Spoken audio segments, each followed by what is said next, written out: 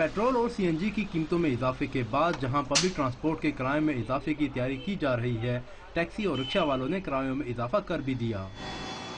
पहले 50 लेते थे, अभी 80 ले रहे हैं। जहाँ पे 80 लेते थे 110 120 रुपए ले रहे हैं। हमारी भी तो मजबूरी है ना, शाम को अपना भी कमाना है, मालिकों को भी देना है, घर के लिए भी कुछ करना है ना।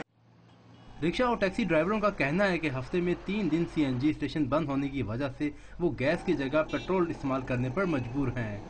दूसरी जानिब शहरी हैं जिनके पास सवाए ज्यादा किराया अदा करने और एहतजाज के अलावा कोई रास्ता नहीं।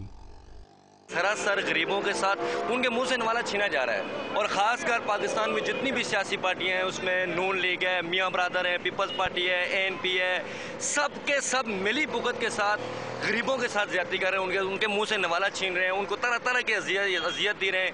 तमाम लोग जितने भी लोग हैं वो रोडों पे निकलने की कोशिश कर रहे हैं, लेकिन मजबूरी ये है कि उनके आगे कोई नहीं चल रहा। कोई सियासी कोई क़यादत ऐसी नहीं है जिसके पीछे वो चले। 10 रुपए के हिसाब से 25 रुपए बढ़ा रहे हैं, हर हफ्ते के बाद, हर महीने के बाद बढ़ा रहे हैं। आवाम के साथ जुल्म हो रहा है। खुदा के लिए कोई सियासी लीडरशिप फ्रंट लीग पे आए ताकि अवाम उनके पीछे आए और इन चोरों से हमारी जान छूटे। रिक्शा और टैक्सियों में कहीं भी मीटर नाम की कोई चीज नहीं, और ना ही हुकूमत टैक्सी और रिक्शा के लिए किराए का तयन करने का जिम्मा लेती है, लिहाजा वो मन माने किराए वसूल करते हैं।